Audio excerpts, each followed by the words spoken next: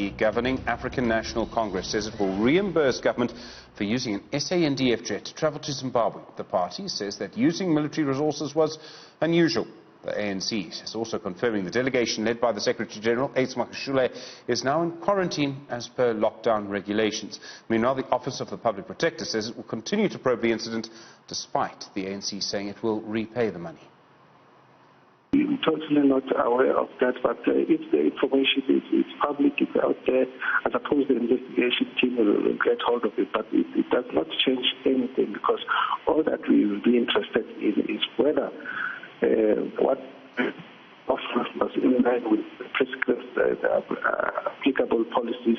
The idea behind our investigation is always to advise those that are in power so that in the future we do not have a recurrence. So irrespective of whatever amendment may be made, the investigation will still be valid.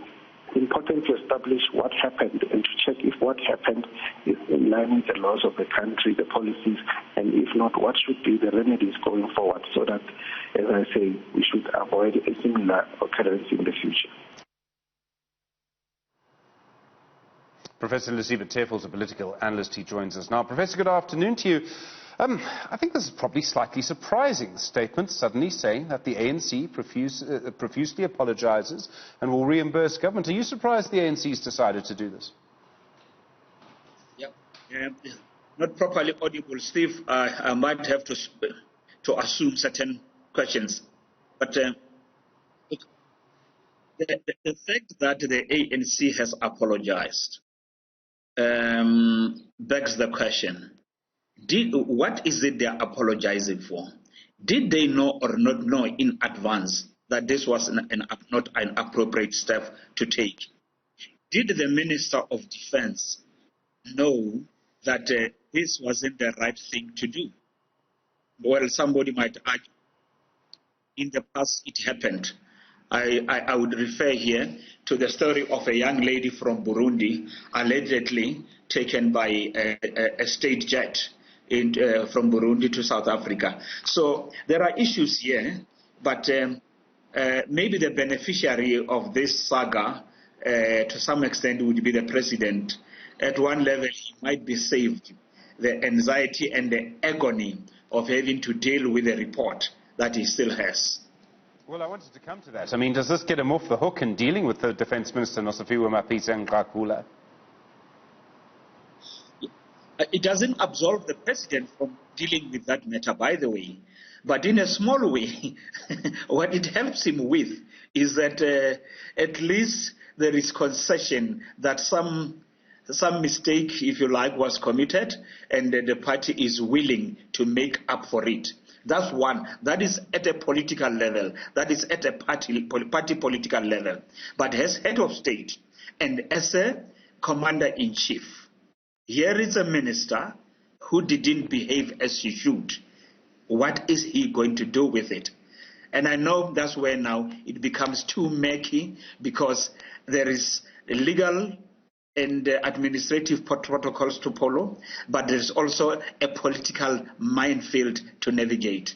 In a small way, it isn't going to be easy for him. Either way he goes, he's going to be seen to be taking a position not necessarily in national interest, but in party political interest. The language of the ANC statement is interesting here. It quotes three words that I found interesting. We profusely humble ourselves. I mean, that's quite a strong series of words to use, to profusely humble ourselves.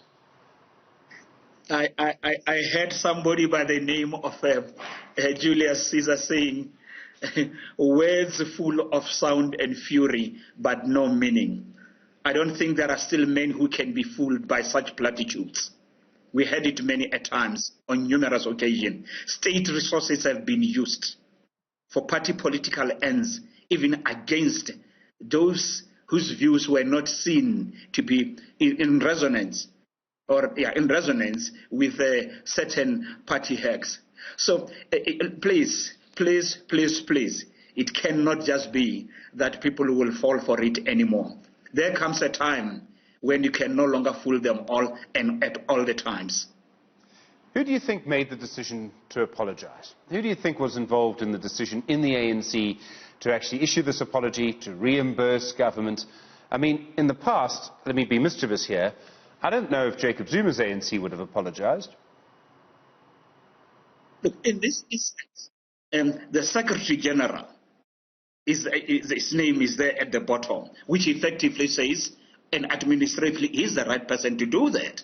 So I understand them to be saying, in the name of democratic centralism, we have taken a decision as the leadership, as the top six, and we profusely and humbly apologize.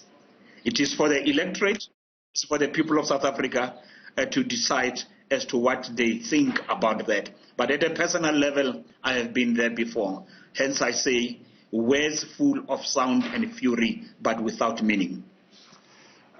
Professor, let me push you on that, because there's been a big debate in the ANC about whether the ANC comes first or the country comes first. Now, former President, again Jacob Zuma, said that the ANC comes first. President Ramaphosa has said the country comes first.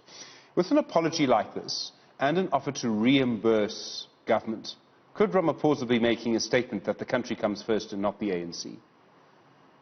Look, I think it is not correct to say President Ramaphosa says the country first comes first. I wouldn't buy that. They only use different words. I mean, just one statement that he said, I would rather be seen as a weak president than to let the ANC go to the dogs. So that means whatever it takes, I will do, even if it's at the expense of the state. And many would say, in the past 2 years, there are signs indeed and statements that concur with what Jacob Zuma said. They just differ in the nomenclature they use. But in essence, for me, he comes across as saying that I will do everything and anything, even if it's at the expense of the state, to protect the unity, the elusive unity, by the way, of the ANC or of the glorious movement. Professor Lesiba Tefo, really appreciate the time. Political analyst here on Newsfeed this afternoon. So that is the developing news there.